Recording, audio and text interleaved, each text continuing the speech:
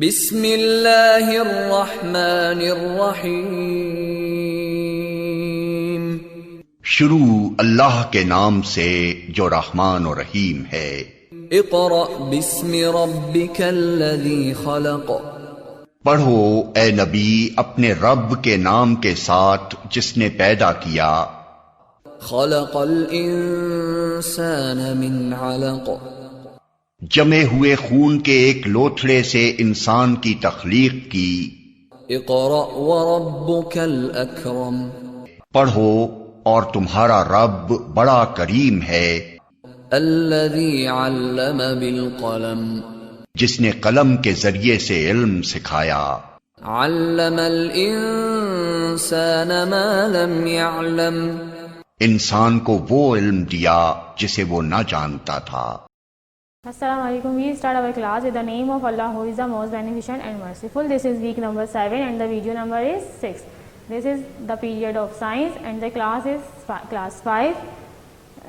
This is our review. This is our review video. Okay, in this video we will see the content and the chapter we have learned in our previous video. As we know that we start our first semester final term with the chapter number 4 discovering plants. Okay, and then in first semester final term there are 3 chapters. Chapter number 4 discovering plants, chapter number 5 sounds are around, and chapter number 6 electricity. Okay, and all the what you have learned, try it out, and verbal activities of these chapters are included in first semester final term content. So we see at once that what we have learned in chapter number 4, in chapter number 5 and in chapter number 6. And the most important thing is that you take a pencil with you and then underline the some important things. जैसे कि जब हम reading करते थे class के अंदर, तो हम जो इम्पोर्टेंट वर्ड्स होते थे और इम्पोर्टेंट वोकैबुलरीज होती थी, तो हम उसको क्या करते थे, साथ साथ अंडरलाइन करते रहते थे. ठीक है ना, ताकि वो हमें आगे जाके एमसीक्यूज़ के अंदर हमें प्रॉब्लम ना हो. और इसी तरह से कुछ इंपॉर्टेंट पिक्चर्स ऐसी होती थी जिनको हमने क्या करना होता था, अंडरलाइन करते थे, उनको रीड करते थे और उनको हमें लर्न करना होता, ताकि हम वो आगे जाके एमसीक्यूज़ के अंदर उसे हम सॉल्व कर सकें. तो अभी आप अपने साथ एक पेंसिल लेंगे, अपनी बुक ओपन करेंगे और सबसे पहले हम कंटेंट देखेंगे, chapter wise content, and then we will underline all the important words, vocabularies, ठीक है, of chapter number 4, 5 and 6.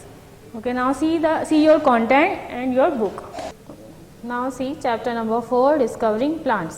The topics are reproduction of flowering plants, pollination, fertilization, seed dispersal, germination, plants growth and life cycle. Reading और इन सब topics को आपने क्या करना है, read करना है. ठीक है, and then what you have learn all this topics, इन सारे टॉपिक्स का आपने व्हाट यू हैव लर्न भी रीड करना है on page number 82, 89, 94, 107, 114, 118. And the solution of try it out of page number 88, 93, 113, 117, 118. And the workbook activities 4.1, 4.2, 4.4 and 4.7.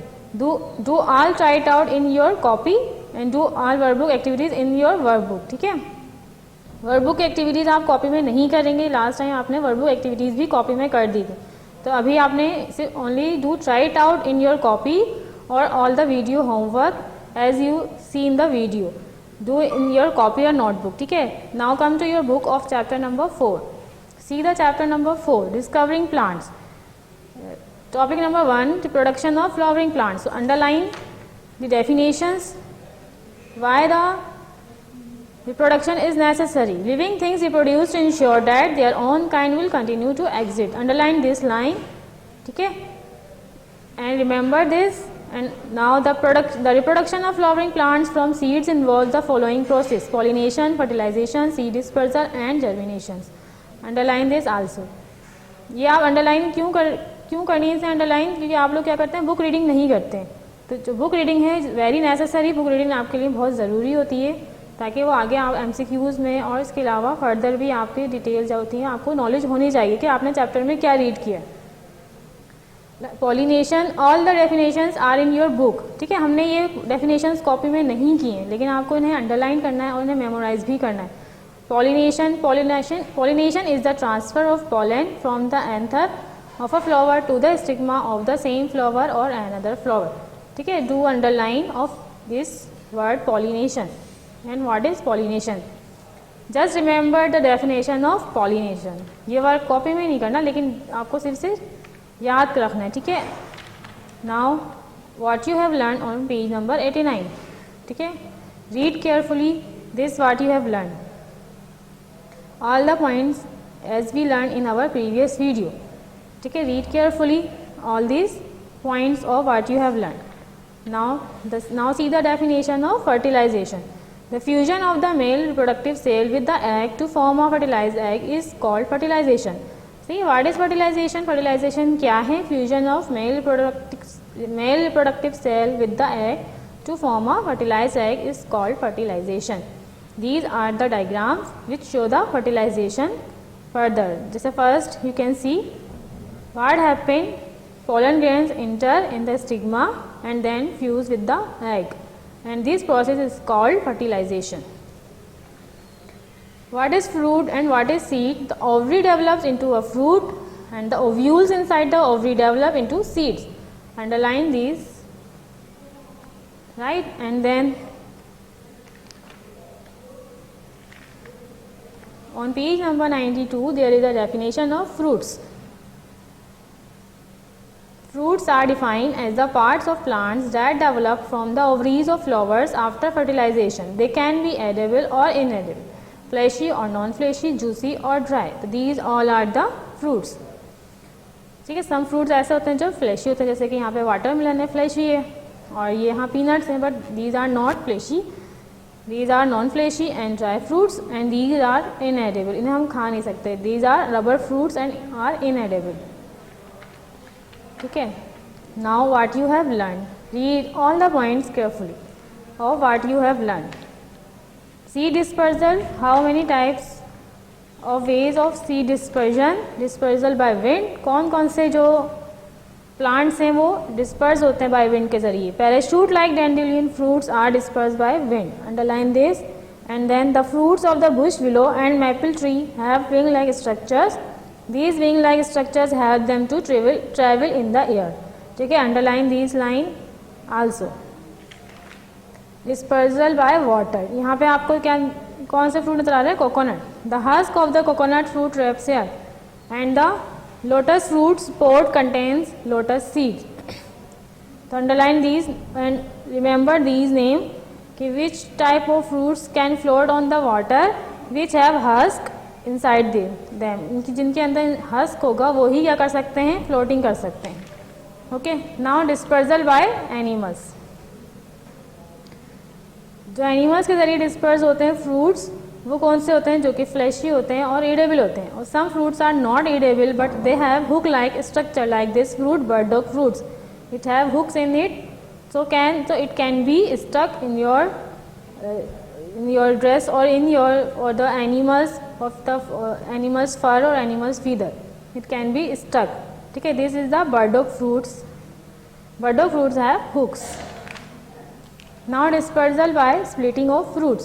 कुछ fruits ऐसे होते हैं जो कि बाय स्प्लिटिंग के जरिए डिस्पर्स होते हैं, जो कि इनएडिबल होते हैं, जैसे कि ये वाला fruit. When the saga fruit pod is dried up. जब ये ड्राई हो जाते हैं तो क्या होता है? It will split open to release the saga seeds in it. Underline this. ठीक है, ताकि आपको ये फ्रूट नेम याद रहे. And the each rubber fruit contains 3 rubber seeds.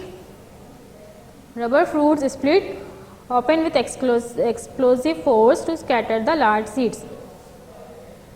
जब ये सीड्स ग्रोथ हो जाते हैं तो इनके अंदर जो फोर्स होती है उसके ज़रिए क्या हो जाता है? बर्स्ट हो जाता है और स्प्लिट हो जाता है, और ये रबर फ्रूट क्या होता है? ओपन हो जाता है. ठीक है, इस तरह इसकी डिस्पर्जन होती है by splitting. Read all the word you have learn on page number 107. Some question answers which we have not done in your copy. ठीक है, और not in your content are come from what you have learn. तो आपको इसके लिए क्या करना है? What you have learn carefully पढ़ना है. All our information about the topic is in the what you have learn. ठीक है, तो read carefully all the points और try to memorize. Now germination. The development of seeds into young plant is called germination. Underline this. What is germination? Germination क्या होती है? इसके अलावा germination के लिए क्या क्या ज़रूरी है? In general seeds need water, oxygen in the air and right temperature to germinate. Germination के लिए वाटर है, ऑक्सीजन है एंड द टेम्परेचर है. ठीक है. Now what is dicotyledons? Flowering plants that produce seeds with 2 seeds, leaves और cotyledons are known as dicotyledons. इसके examples क्या हैं? बीन प्लांट्स आर डाइकोटिलेडन्स, जिसमें 2 सीड्स होते हैं. देखिए ना, इसे सेंटर से 2 पार्ट्स में डिवाइड कर सकते हैं, तो these are dicotyledons. What are monocotyledons? Flowering plants which produce seeds with only 1 seed, leaf or cotyledon are known as monocotyledons. ठीक है. जिनमें एक सीड लीव होता है वो क्या कहलाते हैं? मोनोकोटिलेडन कहलाते हैं. इनकी एग्जाम्पल्स क्या है? Maize and grass plants are monocotyledons. Maize और ग्रास प्लांट्स क्या हैं? वो मोनोकोटिलेडन्स है. ठीक है. यहाँ पे आपका चैप्टर नंबर 4 क्या हुआ है? Complete. Read all the what you have learn, all the points and do the work and see the workbook also and do try it out in your copy. ठीक है. and do activity in your activity book. 4.1 4.2 4.4 and 4.7. ठीक है. Only 4 activities in chapter number 4. Do this in your workbook. Here chapter number 4 is completed. ठीक है. एक चीज़ आपको remind में रखनी है कि जितने भी टॉपिक्स आपने ये पढ़े, इनकी डायग्राम के साथ इनके टाइटल पेजेस ज़रूर बनाइएगा. ठीक है. जहाँ भी जब आपका नया टॉपिक शुरू हो रहा है वहाँ पे आपने उसका टाइटल पेज ज़रूर बनाना है. Now come to chapter number 5, sounds are around. तो फर्स्ट में एक title page of chapter number 5. ठीक है. And then see what are the importance in this chapter. हमने इस चैप्टर में क्या क्या चीज़ें पढ़ी? Sounds all around. Sounds are around us, topic names. Sounds are produced by vibrations, travelling sounds, reflecting sounds, pleasant and unpleasant sound. और what you have learn, page 120, 124, 132, 134 and 140. Solution of try it out only page number 140. and the workbook activities 5.1, 5.2, 5.3, 5.5 and 5.6. ठीक है. do this, write out in your copy and do workbook activity in your workbook. इसके अलावा आपने इन सारे जो topics से related हैं कोई ना कोई पिक्चर आपको अपनी कॉपी में ड्रॉ ज़रूर करनी है, मस्ट. ठीक है ना. जब तक हम टाइटल पेज पे पिक्चर ड्रॉ नहीं करेंगे तो हमें कैसे पता चलेगा कि ये साइंस की कॉपी है? तो have a look on chapter number 5. हमने क्या पढ़ा चैप्टर नंबर 5 में? Sounds around us. हमारे अतराफ में क्या मौजूद है? साउंड्स मौजूद है. Sounds are all around us. People, animals and things produce sounds. ठीक है. साउंड्स कहाँ कहाँ यूज होता है?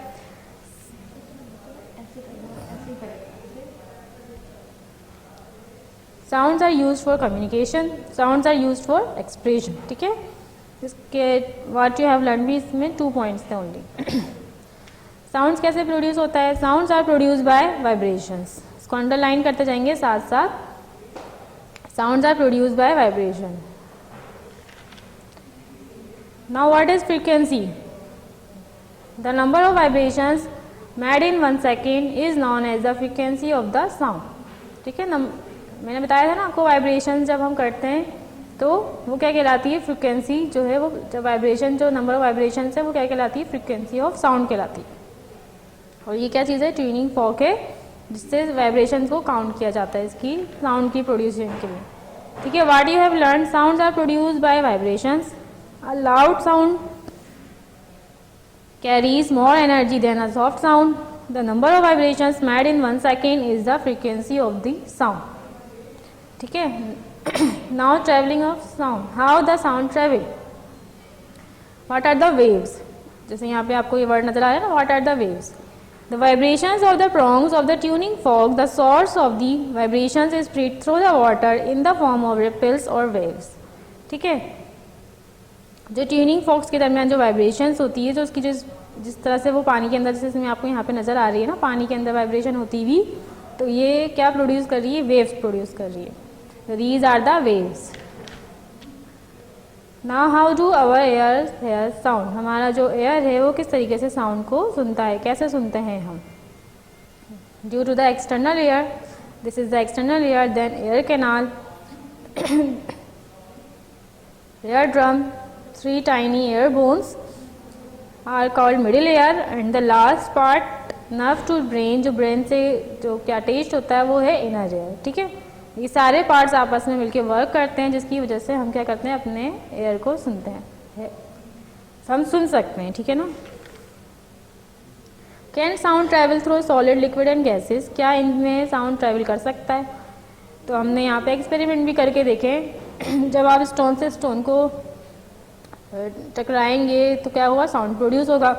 पानी में करेंगे तो भी साउंड प्रोड्यूस होगा। और इसी तरीके से जैसे आपने यहाँ पे देखा, ये एक वैक्यूम था, ठीक है ना। द बेल जार एक्सपेरिमेंट यहाँ पे इन्होंने किया, यहाँ से इन्होंने सारी एयर भी निकाल दी। अब इस वैक्यूम के अंदर कुछ भी नहीं, ठीक है, there is no gas in the vacuum, ना ही कोई मीडियम सॉलिड है, ना ही लिक्विड है, और ना ही गैस है। तो क्या होगा? क्या यहाँ पे साउंड की आवाज़ आएगी आपको? तो बिल्कुल ऐसा बिल्कुल नहीं होगा, क्योंकि साउंड जो है वैक्यूम के अंदर ट्रैवल नहीं करता। Sound need a medium to travel, sound को लाजमी क्या चाहिए? कोई ना कोई मीडियम होना चाहिए, सॉलिड हो, लिक्विड हो या फिर गैस। ठीक है, sound need a medium to travel, it can not travel through a vacuum.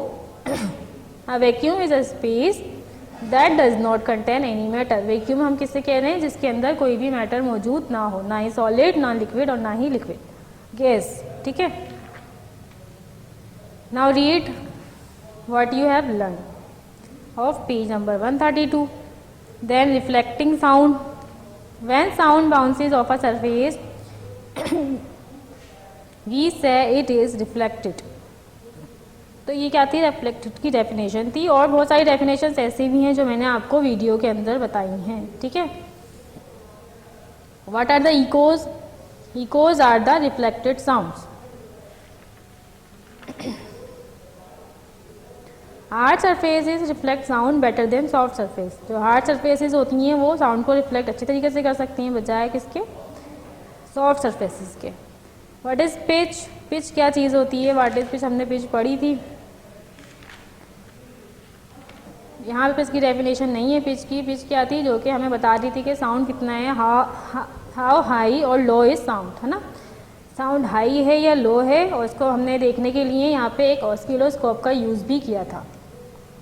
This is oscilloscope, जिससे हमें नंबर ऑफ वाइब्रेशन पता चल रही थी, ताकि हमें पता चला था कि हाई फ्रिक्वेंसी है, यानी कि आवाज़ हाई फ्रिक्वेंसी की है, या लो फ्रिक्वेंसी, तेज़ आवाज़ है, चुपती हुई आवाज़ है तो हाई है, अगर धीमी आवाज़ है, भारी आवाज़ है तो वो लो है। ठीक है, तो ये आपके पिच की जो डेफिनेशन थी वो आपको वीडियो में से मिलेगी, तो वहाँ से आप पिच की डेफिनेशन देखेंगे।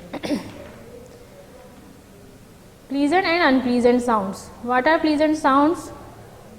जब हम कोई भी साउंड सुने और हमें अच्छा लगे तो दीज आर प्लीजेंट साउंड्स, और जब कोई साउंड हम सुने और अच्छा नहीं लगे तो these are unpleasant sounds. Just like noise, जैसे शोर हो रहा होता है तो उसे हम कहते हैं कि noise is a unpleasant sound. ठीक है, it does not have a regular wave pattern. जैसे यहाँ पे आपको ये कुछ पैटर्न नजर आ रहे होंगे, तो these are the noise, patterns of noise. ठीक है, तो यहाँ पे आपका चैप्टर नंबर 5 क्या हो गया? कंप्लीट। सही, जो ट्राइट आउट है इसके वो आप इसमें करेंगे कॉपी में। आई थिंक इसका एक ही ट्राइट आउट है चैप्टर नंबर 5 में, सिर्फ only 1 try it out you have, page number 140। ठीक है ना, और इसके बाद आपके पास था पेज नंबर 126 पे एक मैंने आपको वर्क करवाया जो आपके पास कंटेंट में मिल जाएगा, अबाउट द एयर। ठीक है, यहाँ पेज नंबर 30 पे ये कंटेंट में वर्क मौजूद है, अबाउट द एयर। कुछ क्वेश्चन आंसर हैं पेज नंबर 126 के अकॉर्डिंग, वहाँ से आपको उसकी पिक्चर भी बनानी है। ठीक है, एयर की और सारे पार्ट्स के बारे में यहाँ पे कुछ क्वेश्चंस पूछे गए हैं, तो आपके ये आंसर है, ये आपको किसमें करना है? अपना सारा वर्क कॉपी में करना है। ठीक है, चैप्टर नंबर 5 वर्कबुक। कौन कौन सी वर्कबुक एक्टिविटीज़ थी? 5.1, 5.2, ठीक है। Do this all work in your workbook. Workbook में आपने ये सारा वर्क करना है। 5.3, 5.5 एंड 5.6, ठीक है। ये सारा वर्क आपको कहाँ मिल जाएगा? कंटेंट के अंदर, वहाँ से देख के आप वर्कबुक में करेंगे। यहाँ पे आपका चैप्टर नंबर 5 क्या हो गया? Complete. Okay, now see chapter number 6। छोटा सा चैप्टर है हमारा ये, चैप्टर नंबर 6, इलेक्ट्रिसिटी। इसमें हमने क्या पढ़ा था? What is static electricity, using and saving electricity. Only 2 topics in this chapter, ठीक है। What you have learn with 2 pages पर ये 150 and 155, and right out 145, 154 and activity 6.1, 6.4, 3 and 6.5। Chapter number 6 भी आप बुक में देख लें। हमने इसमें क्या क्या हमने अपनी प्रीवियस वीडियो में पढ़ा है। Electricity, what is static electricity क्या थी? Imbalance of charges is called static electricity. यहाँ पे आपको एक एटम का मॉडल बना के दिखाया गया है कि एटम के अंदर क्या क्या चीज़ें होती हैं। पॉजिटिव चार्ज, नो चार्ज, जहाँ पे पॉजिटिव और नेगेटिव चार्जेस ना हो वहाँ पे इसको न्यूट्रल कहते हैं। एंड द नेगेटिव चार्ज जो कि ऑर्बिट्स के अंदर सराउंड करता है, ठीक है। There are 3 charges, positive, negative and neutral. मतलब जहाँ कोई चार्ज नहीं है उसे हम कहेंगे न्यूट्रल। जहाँ प्लस एंड माइनस चार्जेस जो है इक्वल हो जाए तो वो क्या कहलाता है? न्यूट्रल। फिर हमने एक्सपेरिमेंट भी करके देखे थे, बलून्स को रब किया था सरफेस पे तो क्या हुआ था? नेगेटिव चार्जेस उसमें बहुत सारे आ गए थे। फिर जब हमने उसे वॉल के पास लाए तो वॉल से पॉजिटिव और नेगेटिव चार्जेस आपस में क्या हुआ? एक साथ जाके अटैच्ड हुए तो बलून वॉल से क्या हो गया? अटैच्ड हो गया। A charged balloon is attracted to an uncharged wall, ठीक है। चार्ज बलून जो है वो अट्रैक्ट होता है अनचार्ज वॉल पे। इसी तरह opposite charges attract and like charges repel. जो अपोजिट चार्जेस होते हैं वो अट्रैक्ट करते हैं और जो दूसरे चार्जेस होते हैं वो एक दूसरे को क्या करते हैं? रिपेल करते हैं, ठीक है। Now you can charge a glass rod by rubbing it with a piece of silk. The charged glass rod can then attract small piece of paper. जब आप इसे किसी भी सॉफ्ट पीस ऑफ सिल्क पे जो है आप इसे रब करेंगे तो उसके थोड़ी देर बाद क्या होगा कि जो है जब आप इसे पेपर के पास लेके जाएंगे पीसेस ऑफ पेपर तो पेपर अट्रैक्ट करेंगे, ठीक है, इस रोड के साथ। सही, this is the static electricity. हमने इसके यूजेस भी पढ़े थे, कहाँ कहाँ ये यूज़ होती है। एयर कंडीशनर्स के अंदर, वाइप्स, डस्टर्स जो हमने पढ़े थे, ठीक है, और फोटोकॉपी मशीन्स, स्प्रे पेंटिंग्स, ठीक है। यहाँ पे हमने स्टैटिक इलेक्ट्रिसिटी को क्या किया था? यूज़। अब आपको यहाँ पे व्हाट यू हैव लर्न इसको आप केयरफुली पढ़ लेंगे क्योंकि यहाँ पे पीछे से कोई खास डेफिनेशंस नहीं थी। Static electricity occurs because electric charges can build up on the surface of insulator. Opposite charges attract and like charges repel. A charged object can attract materials that are electrically neutral. ठीक है? Electric charges can build up on surfaces by contact as the tiny particles that make up matter can lose or gain negative electric charges. तो static electricity क्या होती है? Basically imbalance of electric charges, जहाँ पे positive और negative charges एक दूसरे को क्या करते हैं? अट्रैक्ट करते हैं, ठीक है। और जहाँ पे जब चार्जेस ज़्यादा हो जाते हैं, अगर नेगेटिव चार्जेस ज़्यादा हो जाएंगे तो क्या होगा? वो पॉजिटिव की तरफ अट्रैक्ट करेंगे, और अगर चार्जेस इक्वल हो जाएंगे तो क्या होगा? वहाँ पे भी वो एक दूसरे की क्या करेंगे? अट्रैक्ट करते हैं, ठीक है ना। जैसे अभी हमने बलून को और वॉल को देखा था। Now using and saving electricity, कहाँ कहाँ होम अप्लायंसेस, बहुत सारे होम अप्लायंसेस ऐसी हैं जहाँ पे हम इलेक्ट्रिसिटी यूज़ करते हैं, ठीक है। और इलेक्ट्रिसिटी बनती कैसे है? जनरेशन एनर्जी रिक्वायर्ड होती है। The generation of electricity requires energy. The energy use to generate electricity comes mainly from fuels such as coal, crude oil, natural gas. कहाँ से आती है ये इलेक्ट्रिसिटी? इसको अंडरलाइन कर लेंगे आप। फ्यूल से आती है, कोल से आती है, क्रूड ऑयल से आती है एंड नेचुरल गैस से आती है, ठीक है। इसका नुकसान क्या होता है इलेक्ट्रिसिटी कोल का? Fuel such as coal, crude oil and natural gas are limited in supply. ये तो वैसे भी सप्लाई में कम है, the use of these fuels result in the release of carbon dioxide. तो जो ये फ्यूल्स जो रिलीज होता है कार्बन डाइऑक्साइड को क्या करता है, रिलीज करता है, और पॉइजनस गैसेस को जो कि हमारे एनवायरनमेंट में जाती हैं, जिसकी वजह से क्या होता है, ग्रीन हाउस इफेक्ट होता है और ग्लोबल वार्मिंग होना शुरू हो जाती है। ठीक है ना, जैसे अभी देख रहा होगा आपने क्लाइमेट कितना चेंज हो गया, कभी कितनी ठंड होती है, फिर गर्मी कितनी ज़्यादा होती है। तो ये जो ज़्यादा इफेक्ट पड़ रहा है क्लाइमेट पे इन गैसेस की वजह से पड़ रहा है, जो कि हार्मफुल है। फिर हमने यहाँ पे ये चेकलिस्ट करी थी कंप्लीट, है ना। तो अपनी प्रीवियस वीडियो में इसको अपने बुक में ही करना है, यहाँ से आपको व्हाट यू हैव लर्न्ड इसको पढ़ लेंगे। यहाँ पे आपका हो गया है चैप्टर नंबर 6 कंप्लीट। ठीक है, यहाँ पे सारा वर्क बुक का वर्क कंप्लीट हो गया। वर्क बुक के अंदर आपको इसकी क्या एक्टिविटीज़ करनी है, 6.1 है, 6.4 है, ठीक है, और 6.3, 6.4, 2 नहीं है, 6.3 है, 6.4 है एंड देन 6.5। यहाँ पे आपकी वर्कबुक क्या हो जाती है, कंप्लीट। यहाँ पे आप क्लोजिंग पेज बना देंगे, कॉपी में भी आप क्या बना देंगे, क्लोजिंग पेज।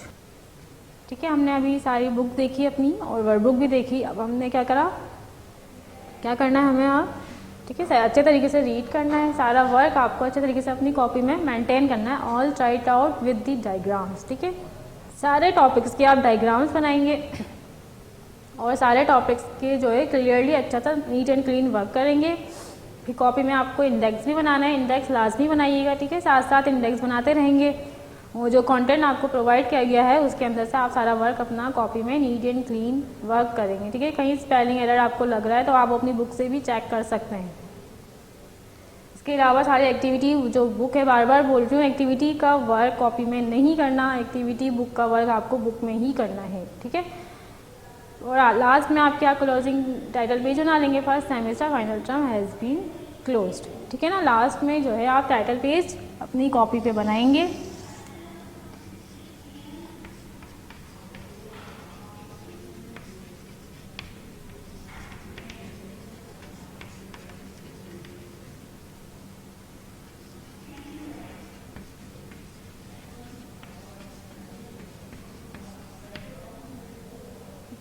और कंटेंट जैसे मैंने यहाँ लिखा है, बस शॉर्ट फॉर्म में ये कंटेंट आप अपनी कॉपी पे लिख लेंगे। ठीक है, यहाँ इसके बाद first semester final term has been closed, content लिखेंगे। कंटेंट के बाद आपने यहाँ पे आपका सारा वर्क क्या हो गया है, कंप्लीट हो गया है सारा। आपको फिर ये याद भी करना है। ठीक है, और होमवर्क के अंदर आप क्या करेंगे, जैसे मैंने आज आपको सारा पढ़ाया है ना, तो ये सब चीज़ें आपने मेमोराइज करनी है। Memorise all importants definitions of all chapter. ठीक है, ये आपका होमवर्क है। जैसे अभी हमने सारी डेफिनेशंस जो है बुक से रीड की हैं, कॉपी में नहीं करेंगे ये वाला वर्क, जस्ट मेमोराइज करेंगे। ठीक है, जो इम्पोर्टेंट डेफिनेशंस लग रही हैं आपको, memorise all definitions from book.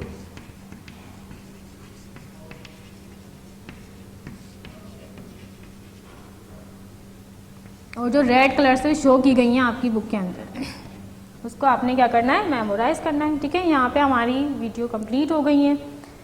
First semester final term आपका यहाँ पे क्या हो जाता है, कंप्लीट होता है। ठीक है, इंशाल्लाह वी विल मीट सून। जब तक आप क्या करेंगे, अपना बहुत सारा ख्याल रखेंगे। टिल देन टेक केयर, अल्लाह हाफिज़।